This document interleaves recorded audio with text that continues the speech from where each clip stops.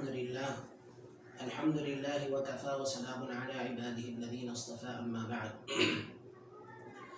ذی الحجہ کے یہ 10 دن چونکہ اللہ تبارک و تعالیٰ کو بہت پسندیدہ ہے، تو ان 10 دنوں کے اندر جو عمل زیادہ سے زیادہ کرنا چاہیے ان میں سب سے اہم عمل ہے نماز پابندی کے ساتھ تکبیر اولیٰ کا اہتمام کرتے ہوئے پہلی صف میں نماز کا اہتمام کیا جائے تو اس کا ثواب ان دنوں کے اندر زیادہ ہو جاتا ہے۔ دوسرا اہم عمل جو ان دنوں کے اندر کرنا ہے وہ ہے روزہ۔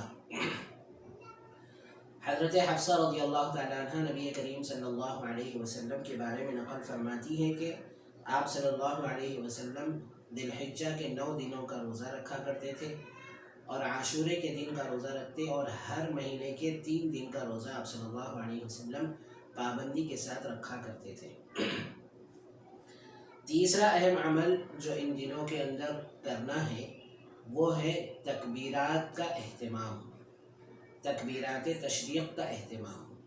ان دنوں کے اندر تکبیرات 2 طریقے کے ہوتے ہیں۔ ایک تو وہ تکبیر ہے جو پہلی ذی الحجہ سے لے کر 9 ذی الحجہ تک، پہلی ذی الحجہ سے لے کر 9 ذی الحجہ تک مستقل چلتے پھرتے اٹھتے بیٹھتے جہاں پر بھی ہو تکبیرات کا اہتمام کیا جائے، گھر میں ہو یا بازار میں ہو کہیں پر بھی ہو ان تکبیرات کا اہتمام کیا جائے۔ اور دوسری تکبیر وہ ہوتی ہے جن کو مقید کہا جاتا ہے۔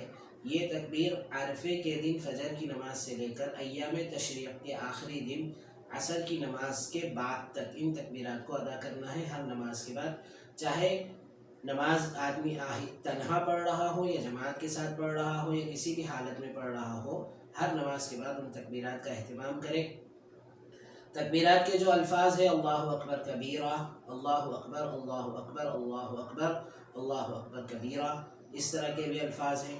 اسی طرح اللہ اکبر اللہ اکبر اللہ اکبر لا الہ الا اللہ اللہ اکبر وللہ الحمد، اس طرح کے بھی الفاظ روایات کے اندر وارد ہوئے ہیں۔ جو سب سے اہم عمل جو ان دنوں کے اندر ادا کرنا ہے وہ ہے حج اور عمرہ۔ استطاعت اللہ تبارک و تعالیٰ نے عطا فرمائی ہے تو فوراً آدمی حج اور عمرہ کی نیت باندھے اور حج اور عمرہ ادا کر لے۔ اگرچہ اس سال تو چونکہ کچھ رکاوٹیں ہیں، لیکن اللہ تبارک و تعالیٰ نے استطاعت دی ہے تو فوراً حج اور عمرے کی نیت کر لیں۔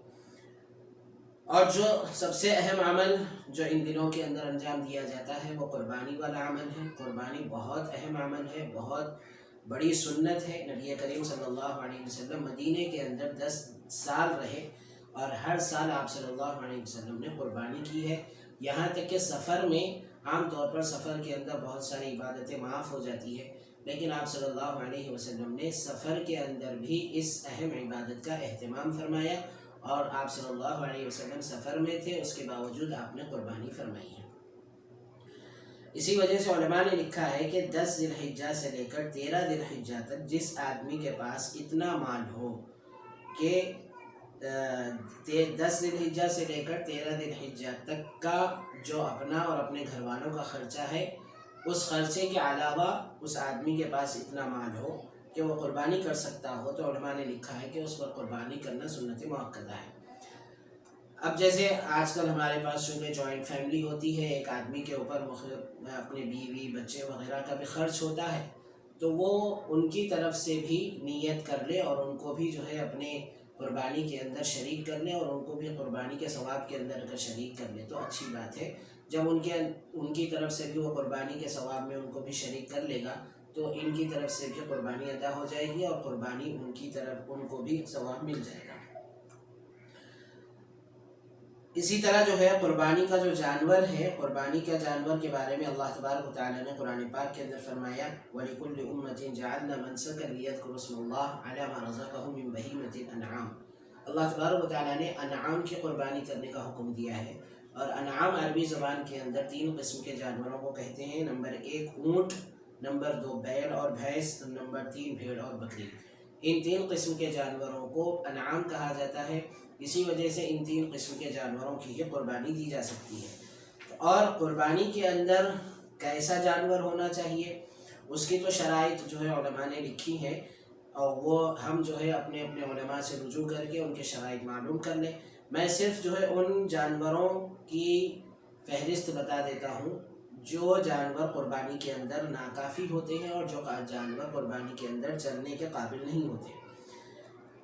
علماء نے لکھا ہے کہ پیدائشی بلا کان، یعنی جو جانور بغیر کان کے پیدا ہوا ہو، یا جس کا کان کا تھوڑا سا حصہ کٹا ہوا ہو، یا تھن کا کچھ حصہ کٹا ہوا ہو، یا دم کا کچھ حصہ کٹا ہوا ہو، یا زبان کا کچھ حصہ کٹا ہوا ہو، تو ایسا جانور قربانی کے اندر نہیں چلے گا۔ اور اسی طرح وہ جانور جس کی چپٹی کٹی ہوئی ہو، اسی طرح وہ جانور جو زیادہ چارہ نہ کھانے کی وجہ سے دبلا ہو چکا ہو اور جس کے ہڈی میں گودا نہ رہے، ایسا جانور بھی قربانی کے اندر نہیں چلے گا۔ اسی طرح کانا جانور جو ایک آنکھ سے اندھا ہو، یا لنگڑا جانور جو لنگڑے پن کی وجہ سے جو جتنے بھی جانور جو ہے گھاس کھانے کے لیے جاتے ہیں تو وہ لنگڑے پن کی وجہ سے گھاس کھانے کے لیے دیر سے پہنچتا ہو اور دوسرے جانوروں کے مقابلے میں بہت آہستہ آہستہ چل رہا ہو، تو ایسا جانور بھی قربانی کے اندر نہیں چلے گا۔ ران وغیرہ کا اگر بڑا حصہ کٹا ہوا ہو، سینگ ٹوٹا ہوا ہو، سینگ اس طرح ٹوٹا ہوا ہو کہ گوشت اس کی وجہ سے متاثر ہو جائے، تو ایسا جانور بھی نہیں چلے گا۔ اسی طرح جانور کا کوئی عضو شل ہو جائے تو وہ جانور بھی قربانی کے اندر نہیں چلے گا۔ اسی طرح وہ جانور جس کے تمام دانت گرے ہوئے ہوں، وہ جانور بھی قربانی کے اندر نہیں چلے گا۔ امام مالک اور امام احمد اور سنن اربعہ کے اندر نبی کریم صلی اللہ علیہ وسلم کی یہ روایت نقل کی گئی کہ آپ صلی اللہ علیہ وسلم نے فرمایا 4 جانوروں کی قربانی جائز نہیں۔ جو نمبر 1 جو بالکل کانا ہو، نمبر 2 جو واضح طور پر بیمار ہو، نمبر 3 جو کافی لنگڑا ہو، اور نمبر 4 جس کی ہڈی میں مغز نہ ہو۔ ان 4 جانوروں کی قربانی سے آپ صلی اللہ علیہ وسلم نے منع فرمایا۔ ایک حدیث میں آپ صلی اللہ علیہ وسلم نے قربانی کے جانوروں کے آنکھ اور کان کو بغور دیکھنے کا حکم فرمایا۔ اسی طرح حاکم کی روایت ہے، ابو داؤد کی روایت ہے کہ آپ صلی اللہ علیہ وسلم نے دبلے جانور کی قربانی سے منع فرمایا۔ تو یہ جانور، یہ ان جانوروں کی فہرست ہے جو قربانی میں ناکافی ہیں اور جو قربانی میں چل نہیں سکتے۔ اس لیے ہم جب بھی جانور کو اختیار کریں، جب بھی جانور کو چوز کریں، تو ان چیزوں کا خیال رکھتے ہوئے اگر ہم اپنی قربانی کے جانور کو اختیار کریں گے تو انشاءاللہ اللہ تبارک و تعالی ہماری قربانی کو قبول کرے گا۔ اور نیت اللہ تبارک و تعالیٰ کو راضی کرنے کی ہو، خوش دلی کے ساتھ اللہ کو راضی کرنے کی نیت سے اگر قربانی کرے گا، اللہ تبارک و تعالیٰ اس کی قربانی کو قبول فرما کر زندگیوں کو خوشحالیوں سے اللہ تعالیٰ بھریں گے۔ اللہ تعالیٰ کہنے سننے سے زیادہ عمل کی توفیق عطا فرمائے۔